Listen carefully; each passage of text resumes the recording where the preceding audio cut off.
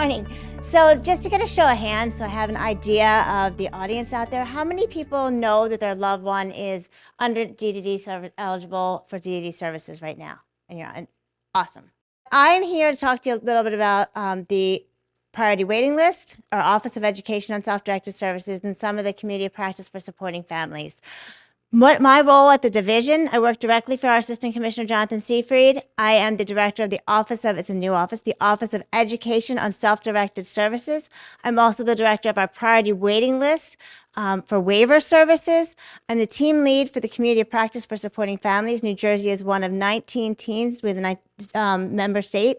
So we wrote to be a part of that, to be accepted as a member state, and we work with Trying the Life Course tools and infusing them into our system.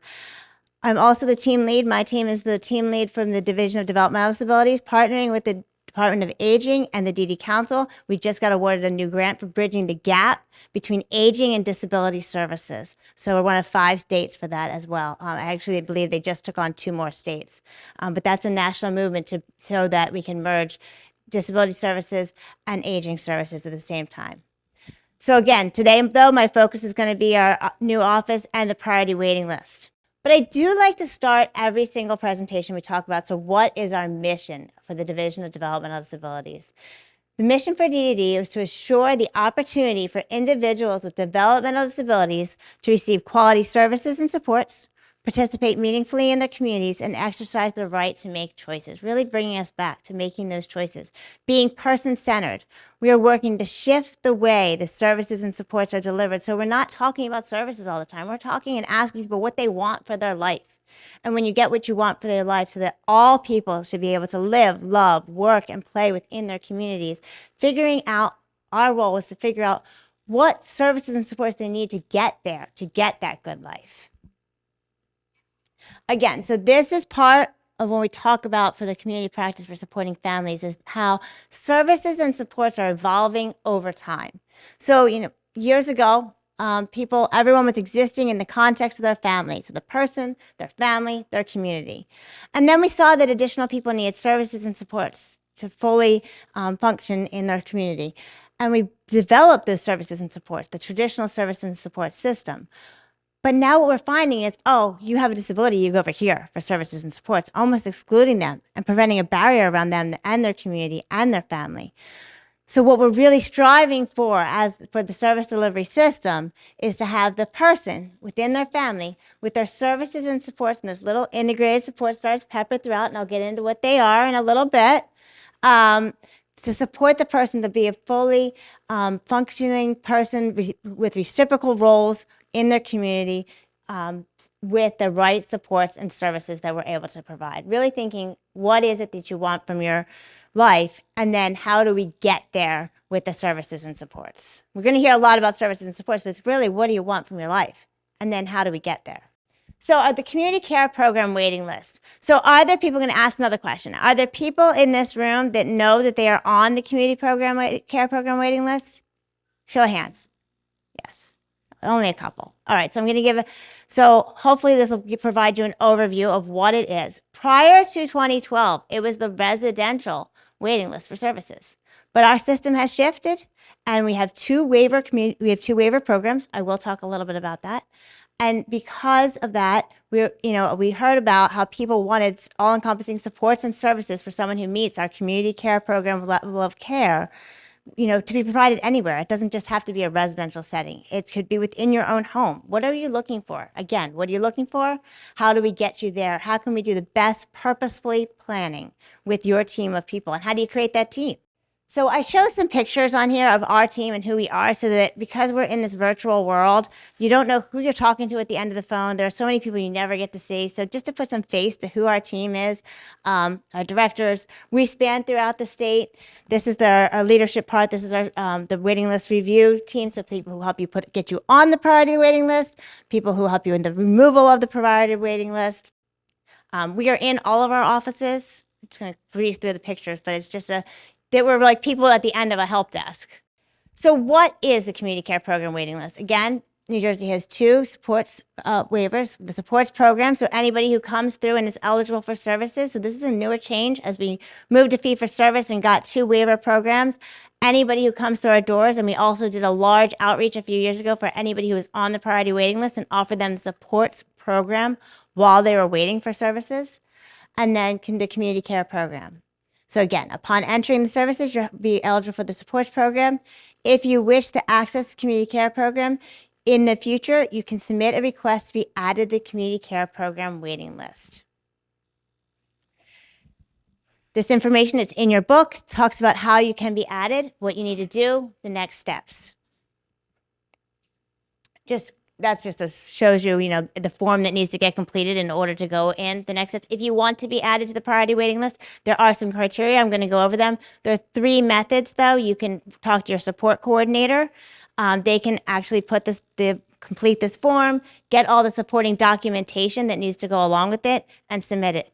You can send it in through the regular mail, and you can also send it in through our help desk. So there's a help desk for it as well. And one of those lovely photos I showed you will get the information from the help desk and process it and put it through. There are 2 waiting lists, the general waiting list and the priority waiting list. Once a person's reached in the priority waiting list, they are assigned a member of my team as their transition and education liaison. If you write into our help desk, you have this information here.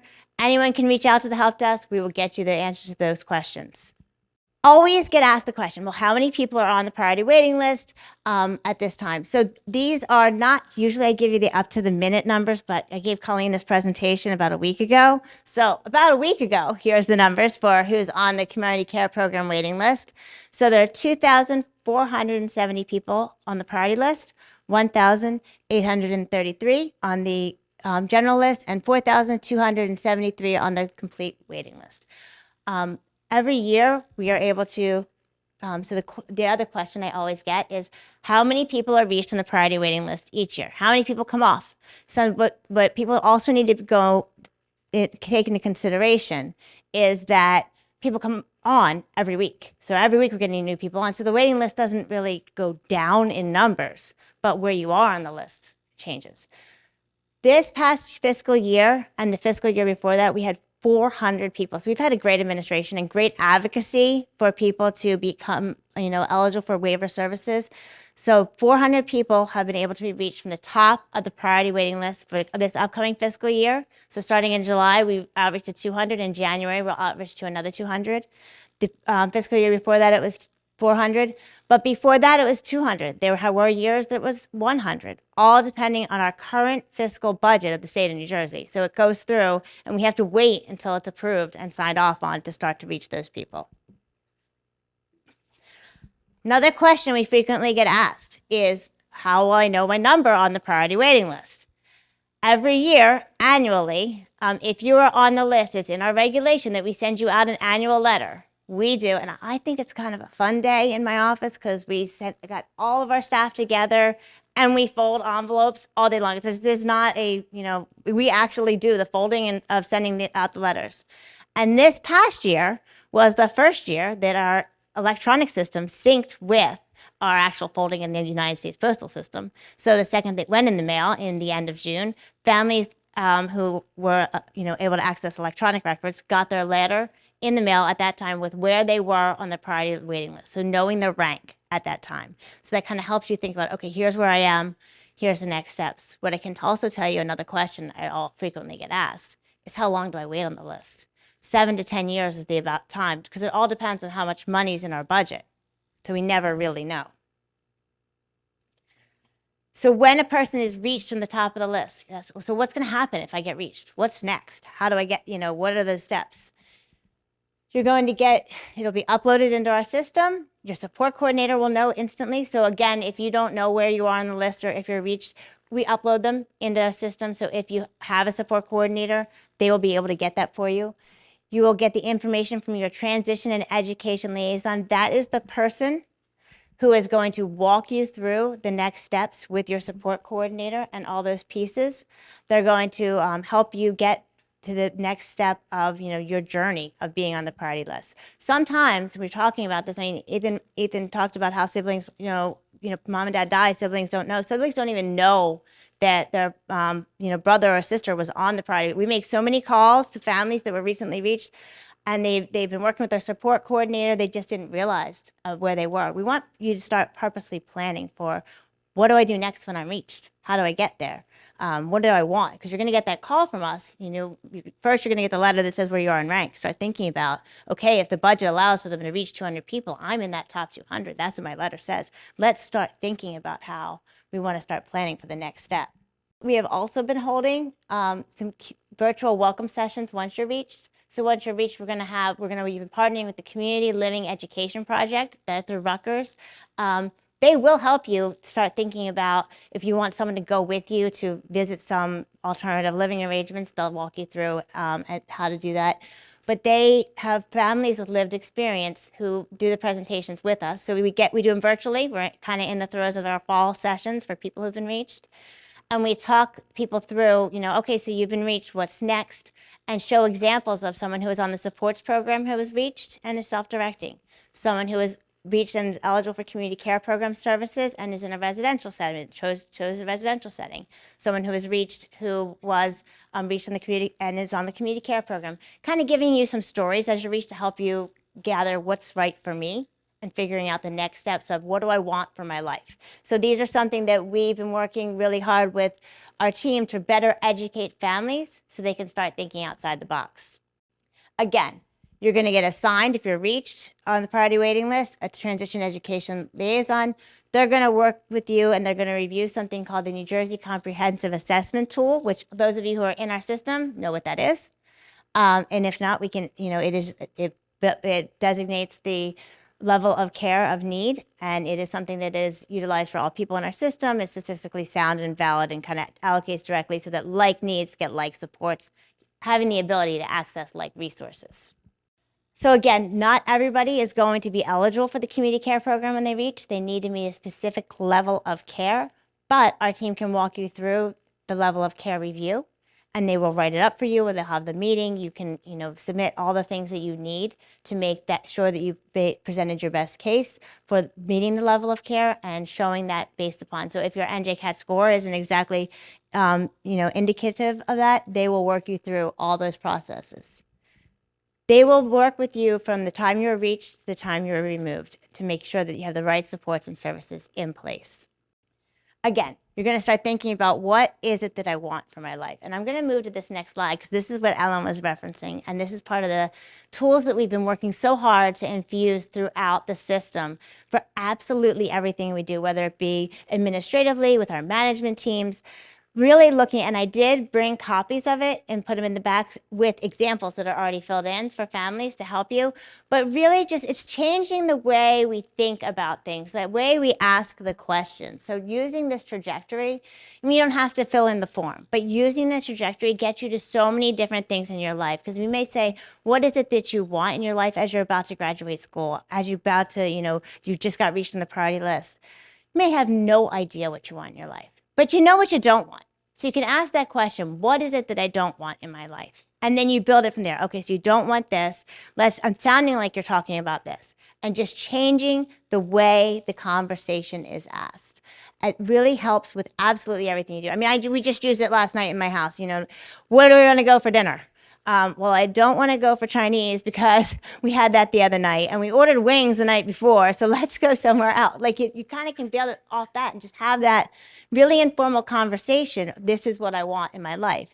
But it also helps to utilize this star. And you can put anything in the middle with this star, which is pretty cool. You can use it for administrative team building. You can use it for putting the person in the middle and thinking about, okay, so what technology do we need to have? What personal strengths and assets do we bring? What relationships? If this helps you build your circle of support, what eligibility specific needs are there? What community-based things do we need to have? So these are things that we want you to start thinking about for all aspects as you're moving forward. Okay, so a little bit about, I'm going to check my time, make sure I'm good, because usually this is like a 40-minute presentation, and I'm trying to make it go into 30. We have been, one of the things, our whole entire state shifted to a fee-for-service system recently. And at that time, there have been a lot of changes, which is for the better. So the people have choice in where they receive their services and how they receive their services. And also, we want people to start thinking about here's what I want. What services do I need to get me there? That's the difference. Self-direction has been around for quite some time. So in 2002, I was there when a core group of family members said to us, if you gave us the dollars, and that's some of the reasons why the priority waiting list changed a little bit, we could do this a whole lot better. So we were able to empower families to, take that movement and move it forward to utilizing where the person is in the driver's seat. When it shifted to fee for service, everybody had choice, but we did not educate people as well as we could have on self-direction and what it means and how to make that choice. In February almost 2 years ago, about 18 months ago, we have now had this new Office of Education on Self-Directed Services. Again, I put people, our team, so you can kind of see where we are and who we are. We have people in the Voorhees office. We have people in Mays Landing office, because I know which part of the state I'm in. But, just so you can see that it's not just somebody at the end of it. It's not just a, help desk answer that gets out of you. We will set up a time to talk to you, to meet with you. Recently, we have added in self-advocacy as a focus. But Ashley Ritchie has joined our team, and self-advocacy is a focus of our unit as well. And we have launched out a new self-advocacy advisory committee at the division so that everything comes through, not just a family advisory committee, a self-advocate advisory. So any new policies, any new procedures, any new forms even we've been running by the self-advocates to say, does this make sense to you? Does this make, work for you? So again, our purpose for the Office of Education on Self-Directed Services is to provide the centralized place for delivery of the education and training of people with individual developmental disabilities receiving services, their families, advocates, support coordinators, and any other community partners. We are all subject matter experts in self-direction and really moving things forward so people can live their best lives. So some of our responsibilities are education, such as, coming here today, but it could even be you write into our help desk, I need to know more about self-direction. I really don't understand it. We are going to write back to you. There's a person, one of those lovely faces you saw. There's a person that's going to write to you and, even set up a time to have a Teams meeting to walk you through, okay, this is what self-direction is. This is how, so that you can make that informed choice if you do want to self-direct. We also provide technical assistance for supports brokerage, which is a new service. It was launched right before COVID, so it's taken a little bit of different turns. It is a service to enhance people's abilities to self-direct, and I have another slide that talks a little bit more about that. And it engages, and we really want to engage as our unit to integrate information into our service system. So what is self-direction? It means the person is in the driver's seat. They have the ability to hire their staff, to pick and choose, to pick and choose their supports and services that they are able to receive, utilizing a fiscal agent. So in New Jersey, we have two. We have the agency with choice, which is Easter Seals, and we have public partnerships. So they're able to utilize that to figure out what it is, the services and supports they look to receive. They can hire self-directed employees, so you can hire your neighbor, your friend, your other family member to provide supports and services so the person can live the best life that they're looking for. Again, this is a huge paradigm shift. So we went back to those 3 circles. It's no longer that the provider is dictating, these are the things that the person needs. It's what does the person want? How do we get there? How can we have their voices at the center of absolutely everything? Again, there's 2 service delivery models. Both, some work for some work for the others. We just want to make sure that people in our service delivery system are educated as the choices that are out there, self-direction and traditional services and supports. I do have a couple examples of how you can build your week if you choose to self-direct, where a person could be, maybe they like their traditional day habilitation services, Mondays and Wednesdays, really cool things happen there that day. They could go there a Monday and a Wednesday. They could hire a self-directed employee to do some other activities, a volunteer on a Thursday, volunteering at a hospital, going to the gym with a self-directed employee, doing some great things and figuring out, all basing it upon what the person wants. What do they want for their life? How do they want to spend their days? Who do they want to spend them with? What type of job do they want to get? Where do they want to go? So figuring those pieces out. Again, it's another example. It's in your folder as well of just what a completely self-directed week is. So some of our commonly used terms, I just put them up here for, when you are talking with us about what self-direction is, you may hear us use some of these terms. So in self-direction, a person and their family are at the driver's seat. So they have to figure out the services and supports. When you're utilizing a provider managed system, the provider is actually picking those pieces. So I'm going to put them all up there. So you have the ability, if you're self-directing, to hire your employees. Again, some families find that to be, almost a daunting task. It's easier to go, I just want to go to the local agency and have them figure out my staffing, figure out those next pieces. And neither one's better than the other. We just want people to be educated on the most informed options. So again, you have employer authority. So you at the driver's seat to recruit the staff. So again, that's another piece that seems a little difficult. To recruit the staff, hire the people, supervise them, schedule them, and terminate them when needed. So again, if you're self-directing, you're in the driver's seat and you're in charge of all those pieces. Self-directed employees as well, having the ability to hire them and figuring out how to train them. We're working on some guidelines for that as well. You have budget authority. So you have the ability, as you heard me saying, the NJCAT assessment tool is like needs, like supports, like resources, but we all should have the ability to pick and choose how we spend our resources, what we do during the day, how we figure out what goods and services we purchase, what classes we may go to, where we may get a job, what type of person supports us throughout the day. Goods and services are another area that you can utilize your budget for. And again, you can pick and choose, such as classes, gym memberships, home or vehicle modifications, etc. So in New Jersey, we have 2 fiscal agents. You heard me say that again earlier, Easter Seals and Public Partnerships. In Easter Seals, it's the agency of choice, and they act as the employer of record. With the fiscal public partnerships, that model, the person's family or there needs to be an employer of record. So they need to have a person who is the employer of record when you're hiring and figuring out the next pieces for the staff. A lot of times you get asked the question, okay, so I have my budget, I want to hire staff, where does the money go? The fiscal agent is the one who's going to be dispersing of the checks and figuring those pieces out. But you as the employer of record, and I'm sure this is confusing and there's a lot of stuff going on, but many pieces are put together when you have these choices. Your support coordinator can help guide you through it. Additionally, though, we have a service called a support broker. So if you're saying, okay, I know I want to self-direct, but it seems to be so hard to get all the resumes together and figure all those next pieces out, and where do I go for staff? You can utilize a service called supports brokerage. And supports brokerage is a service that will help get you through those next pieces, because what they can do is sit down with you, learn what it is that you want the person's job to be, help you write up a job description, and help you post it everywhere. And then when the jobs things come back, they're going to help you sort through and figure out who you want to interview. They're also going to help you if you say, you know what, I'd like to take a class. If you figure out, I want to take a yoga class in my neighborhood, they're going to help go through those next, which yoga class do you want to go to? They're going to do the boots on the grounds piece and figure out, okay, wait, that one's not going to work. The wheelchair doesn't even fit through the door. That figuring all those pieces out, they're going to help guide you through that really true community mapping, building a circle of support. How do you train your staff? All those next pieces. It's additional service out of a person's budget, but it's seen as a valuable service if somebody wants to self-direct.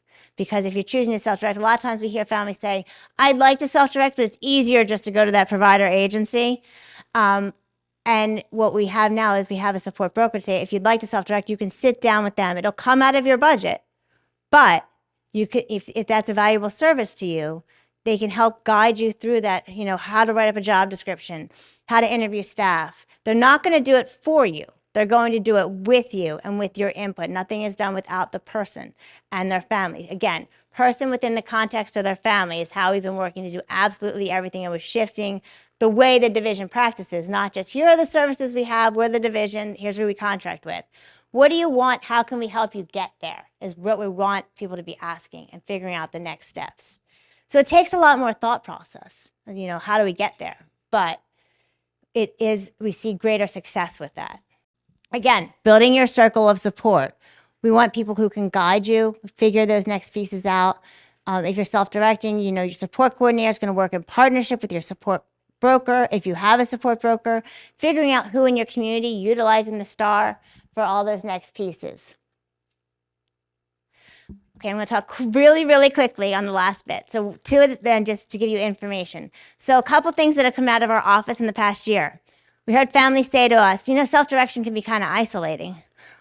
So what we started up was virtual self-direction networking sessions for families who are self-directing and for people who are self-directing. We had peer-to-peer sessions.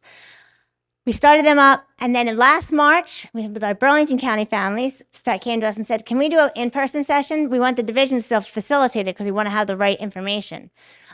We started the in-person sessions, which have been absolutely amazing. So some of the goals of these sessions is for us as our office to listen, to hear what issues we have, to get the right resources. Maybe some of the people in the room will come to some of our sessions, to network with each other and share resources, and to have interaction with each other. So we've been having these family networking sessions, have been in person since last March. And the really cool thing that has happened from them, so in March, we had 2 moms who did not know each other before the March session. We met in the Burlington County Library 3 different times. And by the July session, they were at the session, but their sons were out with their SDEs at the local pool. So together, nobody knew each other beforehand. So we're just really creating those connections and sharing resources. Every session we have, I learned something amazing at. Someone's got a new resource. Someone's, found some new thing to tap into. These sessions are for families who are self-directing or have an interest in self-direction to get together in different parts of the state. So we've been moving throughout the state. You can go onto that website and find out where we are next.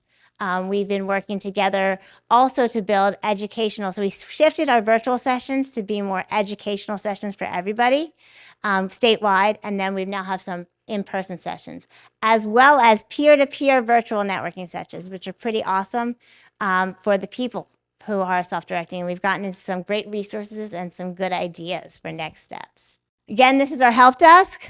I will be around and hanging out, so if you have questions about that as well, or if you have questions about how to utilize some of the charting and life course tools, what we can do to start thinking about not just what services are out there, how do we get the person the life that they want, and then plug the right services in to get them there. So what services can, within our communities, within all the people you have at the tables today, but really asking that question, what do you want for your life? And it's going to change. It's not static. Every year, things change. Plans are not, they're not static. They're fluid. You should always be able to make a change. Tell you that there are resources all throughout the book as well. So thank you, everybody.